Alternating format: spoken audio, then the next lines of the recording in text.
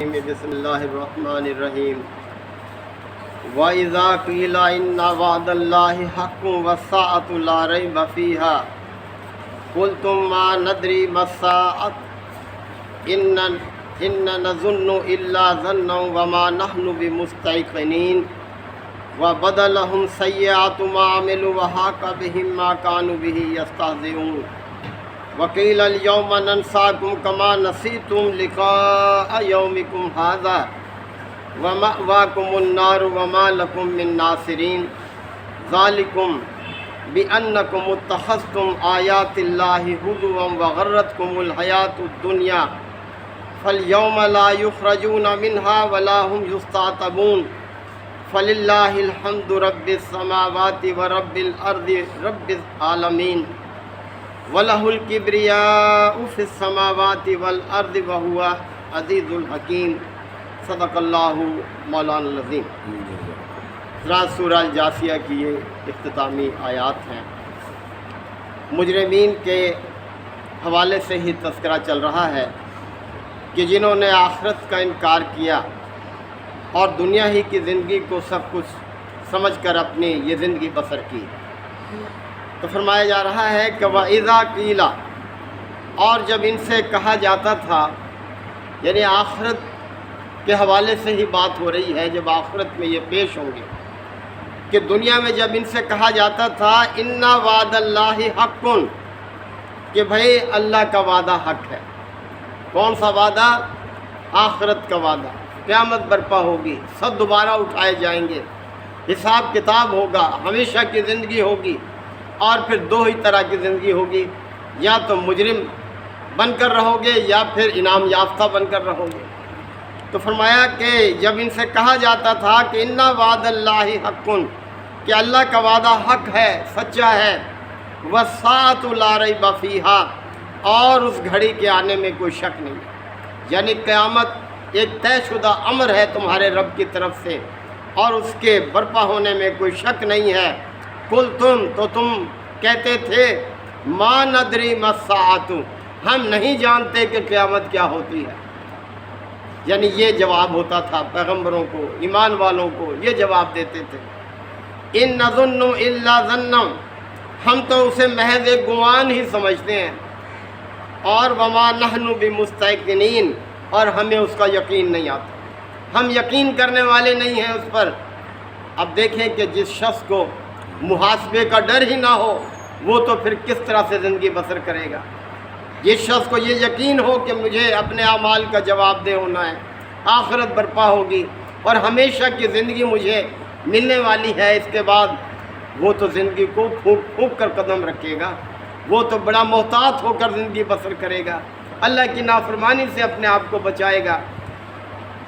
وَبَدَلَهُمْ سَيِّئَاتُ مَا عَمِلُوا، پس ان کی وہ سب برائیاں جو انہوں نے کی تھی دنیا میں سب کھل جائیں گی، ان کے سامنے واضح ہو جائیں گی، سارے جرائم ان کے سامنے جو ہیں وہ کھول دیے جائیں گے۔ وَحَاقَ بِهِم مَّا كَانُوا بِهِ يَسْتَهْزِئُونَ، اور جس چیز کا وہ مذاق اڑاتے تھے اسی کے پھیر میں آ جائیں گے۔ مذاق کس کا اڑاتے تھے؟ اللہ کی آیات کا، جس میں انہیں بتایا جاتا تھا کہ بھئی آخرت بھی قائم ہوگی، یہ دنیا تو ایک مختصر قیام گاہ ہے اور آخرت ہمیشہ کی زندگی ہے اور جزا سزا ہوگی وہاں پر، تو وہ اسی لپیٹ میں آ جائیں گے جس کا وہ مذاق اڑاتے تھے، یعنی قیامت برپا ہو جائے گی اور وہ حاضر کر لیے جائیں گے۔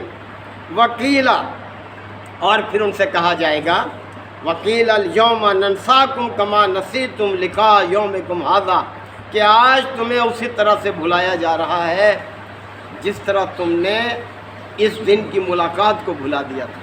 تم یقین نہیں کرتے تھے، اب دیکھو برپا ہو گئی کہ نہیں، اور اب تمہارا کوئی مددگار نہیں، جو سہارے تم نے دنیا میں اختیار کیے ہوئے تھے کہاں گئے وہ؟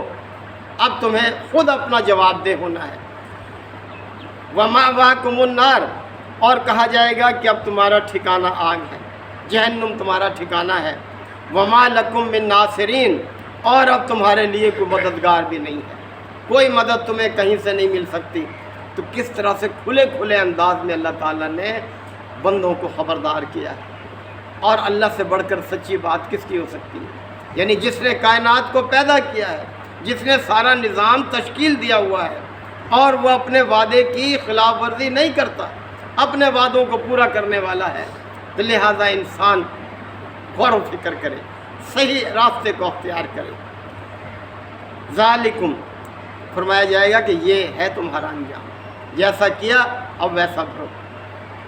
بِأَنَّكُمُ اتَّخَذْتُمْ آیات اللہ ہزوا، اس لیے کہ تم نے اللہ کی آیات کا مذاق اڑایا، تمہیں خبردار کیا جاتا تھا، تم مذاق میں اڑاتے تھے اور بیوقوف کہتے تھے ان لوگوں کو جنہوں نے یقین کیا آخرت کا اور اپنے آپ کو اللہ کی اطاعت میں رکھا، انہیں تم بیوقوف کہتے تھے۔ وَغَرَّتْكُمُ الْحَيَاةُ الدُّنْيَا، اور دنیا کی زندگی نے تمہیں دھوکے میں ڈالے رکھا۔ دنیا کی زندگی ایک آزمائش ہے، ایک دھوکہ ہے، یعنی انسان پڑ جاتا ہے ان چیزوں کے پیچھے کہ جو عارضی ہیں، جو اسے اللہ سے غافل کرنے والی ہیں۔ وہ آپ اکثر سنتے ہیں کہ یا ایھا الذین آمنوا، اے ایمان والو، لا تلھکم اموالکم ولا اولادکم عن ذکر اللہ، تمہارے مال اور تمہاری اولاد تمہیں اللہ کی یاد سے غافل نہ کر دیں۔ وَمَن يَفْعَلْ ذَلِكَ فَأُولَٰئِكَ هُمُ الْخَاسِرُونَ، جو ایسا کرے گا وہ خسارے سے دوچار ہو جائے گا، اور خسارہ ایسا جس کی تلافی نہیں ہے۔ مال اور اولاد یقیناً اللہ کی نعمتیں ہیں، بری نہیں ہیں، لیکن اگر یہ اللہ کی یاد سے غافل کر دے تو پھر اس سے بڑی دشمن کوئی نہیں انسان کی جائے گی۔ تو اس لیے کہا جا رہا ہے کہ وَغَرَّتْكُمُ الْحَيَاةُ الدُّنْيَا، دنیا کی زندگی نے تمہیں دھوکے میں ڈالے رکھا، تم نے یہی سمجھا کہ زندگی بس یہیں تک ہے، مر مٹ جائیں گے، ختم ہو جائیں گے۔